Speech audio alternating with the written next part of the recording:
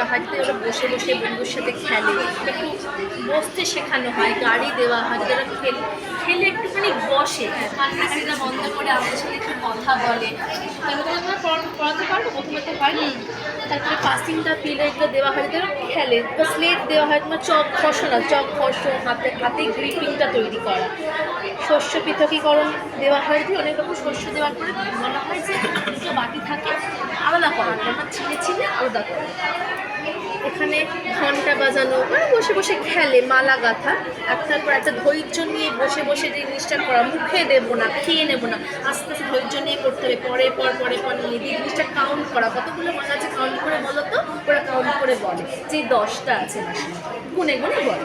ছবি মিলিয়ে রাখা, যে হর্স ছবি রয়েছে, তুমি এই হর্সে আরেকটা ছবি বার করো তো, তখন ওরা খুঁজে কোথায় কোথায় দেখি করতে করতে বার করে, তারপরে বন্ধ করে সাজিয়ে রাখা।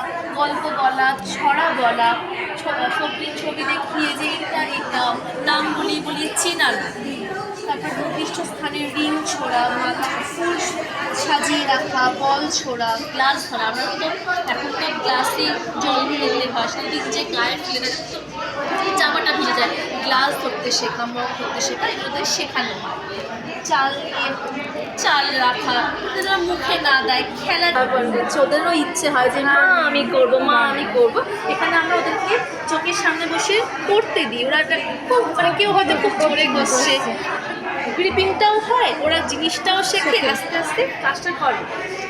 এখানে রয়েছে জগের মধ্যে জল দেওয়া থাকে, আর বলা হয় 3টে গ্লাস, যদি 3টে গ্লাসে নির্দিষ্ট স্থানে দাগ দেওয়া রয়েছে, এই অবধি তোমাকে জলটা ফেলতে হবে। ওরা প্রথমে বুঝতে পারে না, অনেকটা জল দিয়ে ফেলে। এই যে বুঝতে পারা, আস্তে আস্তে ধৈর্য ধরে ওইটুকুই জল আমি ভালো, মাসিমা বলেছেন, এই যে এটা করা, এই ধৈর্যে শেখানো হয়।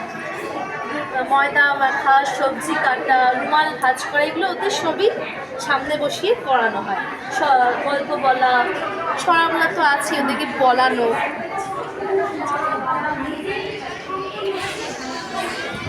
সাধারণ কিন্তু ভালো লাগলো বলো। আমরা ওদেরকে নিজেদেরকেই বলি যে তোমরা নিজেরাই জুতো খুলে নির্দিষ্ট স্থানে রাখো, জুতো খুলে সব সুন্দর করে রাখা। তারপর এখানে রয়েছে, যেখানে ফ্রেমের মধ্যে দেখছেন অনেকগুলো জামার বোতাম, মানে হচ্ছে জামার বোতাম খুলে যায়, লাগানো, হুক বোতাম, টিপ বোতাম, কী করে আস্তে করে খুলতে আর লাগাতে, যাতে নিজের কাজটা নিজেই করতে পারে সেই সমস্তই এখানে শেখানো হয়। চামচ ধরা, কীভাবে চামচ ধরতে হয়, ছুরি কীভাবে কোন দিকটা ধরবো যাতে আঘাত না পায় সেটাও শেখানো, ছুরি, কাঁচি, পেন্সিল ধরা সবই শেখানো হয় এখানে। তার সাথে ছড়া, গল্প বলা তো রয়েছে, পাখিদের নাম বলে এটা এই পাখি, ওইটা ওই পাখি, নাম চেনা।